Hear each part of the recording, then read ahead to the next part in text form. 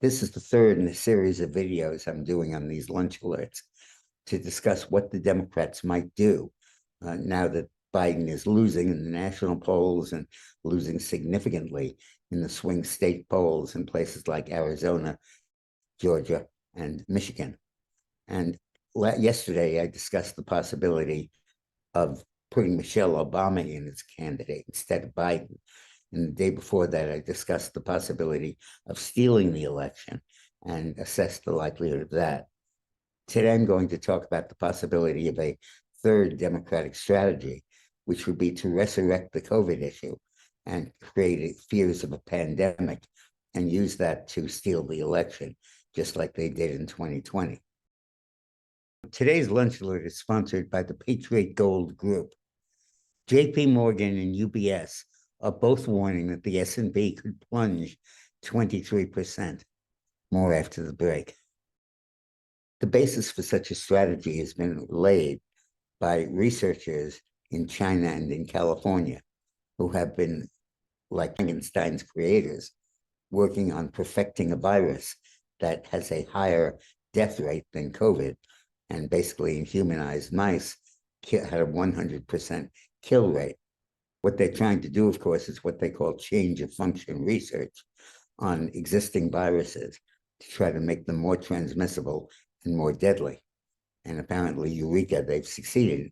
And the possibility of this being released before the election, either by accident or deliberately, or we'll never know, creating national panic and then resulting in massive mail-in voting, a suspension of in-person voting, and all the abuses we saw in 2020. It's unclear whether the new virus would be subject to the same opposition from vaccines that the existing COVID virus is. And of course, that could be an antidote. But otherwise, Republicans need to be wary of the panic-induced pandemic measures. The countries of the world have signed or are now signing and negotiating a pandemic treaty, which will probably come up for signature in May, which delegates to the World Health Organization, the Chinese-controlled entity that has failed to really pin down the causes of COVID epidemic, will delegate to them the power to declare when there's a global pandemic.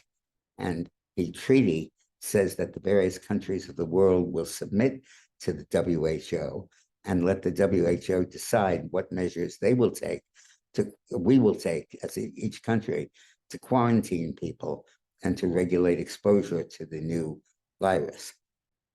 This would have to be ratified by the Senate and would not have the force of law, but still would have a great deal of impact on public opinion and public practices, and could be used to foment the kind of panic about a pandemic that the Democrats used in 2020 to switch the way all Americans voted from in-person to mail-in and basically stampede the electorate into a panic which they used to steal the election. And it's very possible that they're going to dust off this playbook and try to do this in 2024. Today's lunch alert is sponsored by Patriot Gold Group. JP Morgan and UBS are both warning that the S&P could plunge 23%. According to UBS, it can take 12 months for rate hikes to work their way through the economy.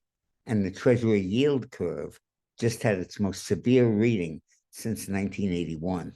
With a Biden-Trump rematch in the offing, let's look at what gold and silver did during Trump's first term in office. Both gold and silver almost doubled in their price while Trump was in office. With the Biden-Trump rematch looming, let's look at what gold and silver did during Trump's first term. The fact is that both gold and silver nearly doubled their price during Trump's 4-year term. So why don't you call the Patriot Gold Group now and get yourself in on gold and silver investments.